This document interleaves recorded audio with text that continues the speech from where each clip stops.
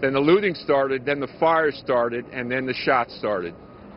So there's clearly someone shooting somewhere, Steve, but do we know where the bulk of those protesters went? No, we don't, but they've left this area.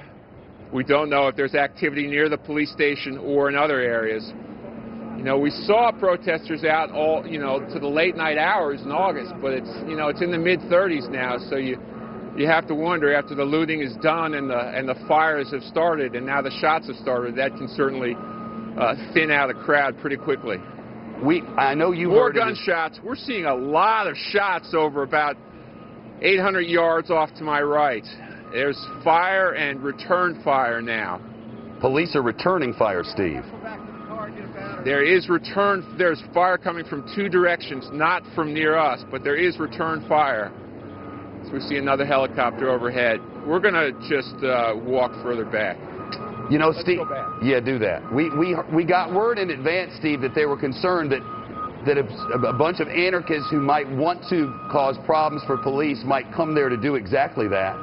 We don't have any way of knowing who's doing those shots, but by way of context, we were given that word in advance. Yeah, there's multiple groups attached to these protests. There are, whites and blacks out for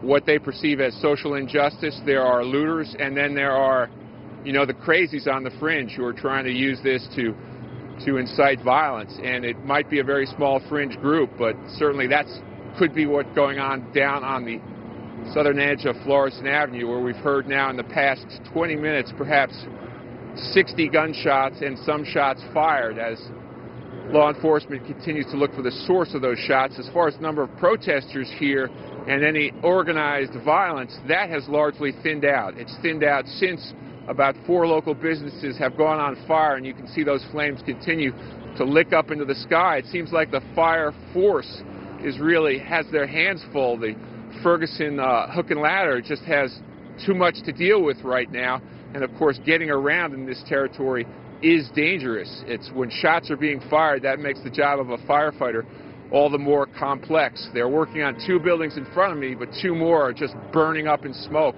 further down the road, Shepard. And bitterly cold there, right, Steve?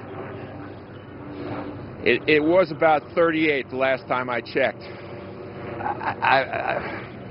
I'm just trying to get a sense of where you think this is going. I think, I don't know. I mean, I didn't think it was going to pop because it was just so cold. I didn't think the protesters would be out in this cold. But we have now shots and destruction like we didn't see in August. We're not seeing the numbers on the street, but we're seeing buildings set ablaze. We're seeing looting before our eyes, again, which we didn't see.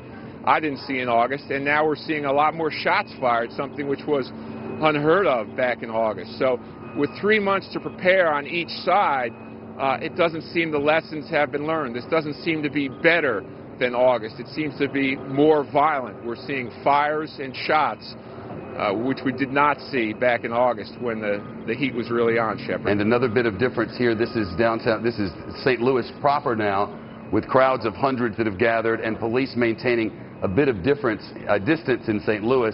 These are pictures, though dark, out of Philadelphia. This freezes from time to time. Right now we can see protesters coming up a main street, some people on bicycles.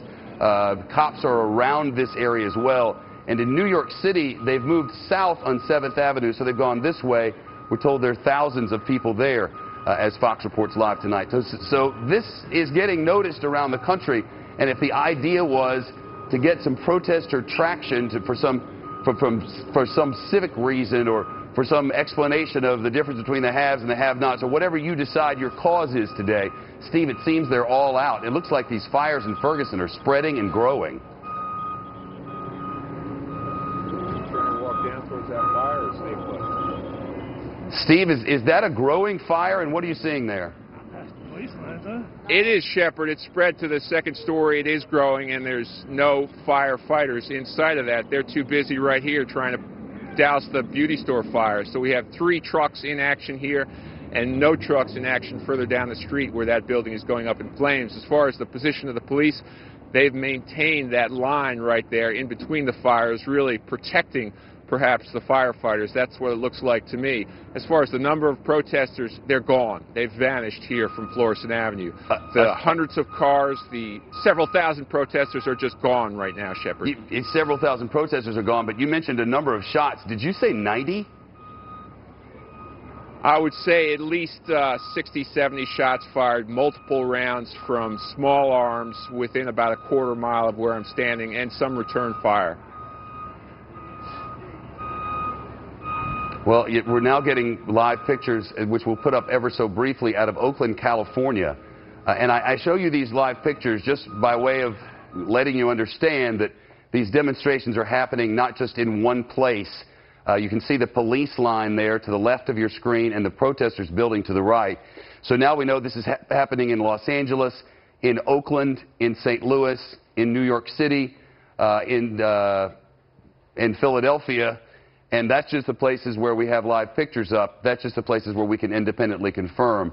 But a quick check of websites and news websites across the country will show you this is widespread. And it all has begun, and its organization was centered on this place, on Ferguson, Missouri, where here you can see a few people standing about, where Steve Harrigan has reported 60 to 70 gunshots fired, where police originally had to back up just a little bit as buildings burn in the distance and firefighters are being protected on a night of anarchy in America's heartland that has spread to cities across our nation.